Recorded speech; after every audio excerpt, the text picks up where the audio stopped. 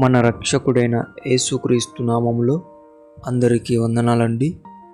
ఈరోజు దేవుని మాటలు కీర్తనల గ్రంథము 55 అధ్యాయము 18వ వచనం. నా శత్రువులు అనేకులై ఉన్నారు, అయినను వారు నా మీదికి రాకుండానట్లు సమాధానము కలగజేసి ఆయన నా ప్రాణమును విమోచించి ఉన్నాడు.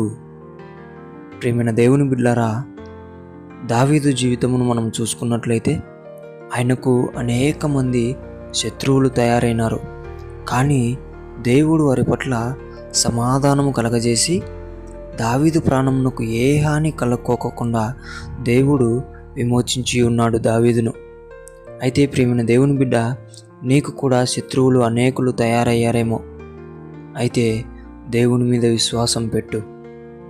దేవుడు నీ శత్రువుల పట్ల నీకు సమాధానం కలగజేసి నీ ప్రాణమునకు ఏ హాని కలగకోకుండా, నీకు ఏ నష్టం కలగకోకుండా నీ ప్రాణమును దేవుడు విమోచిస్తాడు, కాపాడతాడు. నీ శత్రువులు నీ మీదికి రాకుండా ఆయనే కాపుదల ఉంచి వారి పట్ల సమాధానం కలగజేసి నీ పట్ల దేవుడు గొప్ప కార్యం చేస్తాడు. ప్రియమైన దేవుని బిడ్డ, దేవునికి ప్రార్థించు. నీ శత్రువులను నీకు మిత్రులుగా దేవుడు తయారు చేస్తాడు. నీ శత్రువులు నీ ప్రాణమునకు ఏ హాని తలపెట్టాలని చూసినప్పటికీ దేవుడు వారి పట్ల సమాధానమే కలగజేసి నీకు ఏ హాని కలక్కోకుండా దేవుడే స్వయంగా నీ ప్రాణమును విమోచించబోతున్నాడు. దేవుడి మాటలను దీవించునుగాక. ప్రార్థిద్దాం.